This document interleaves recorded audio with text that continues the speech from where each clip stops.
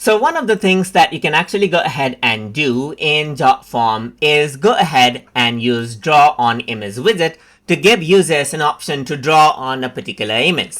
So to do that, you can go to Widget and then type in Draw right here, and you can see that Draw on Image is an option.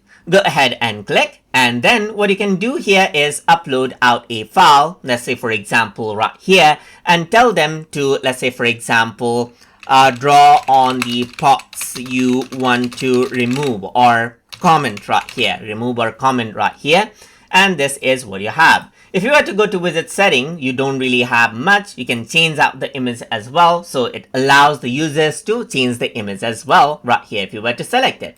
So as I do that and go to preview form right here, then what happens is that I can simply draw on the image and submit this out. So you can see that there's the brush, there's the eraser right here just like this, and you even have the undo and redo option, remove option, and you can even click on new image to replace it out with something else right here. So this is an option provided right here for the user, and they can draw on top of that image as well. So there's the image, they can go ahead and select a color, draw on top of this as well, and submit it out.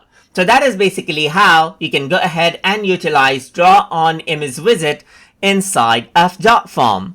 So I hope you guys learned something as always. And as always, please like, comment, share, and subscribe.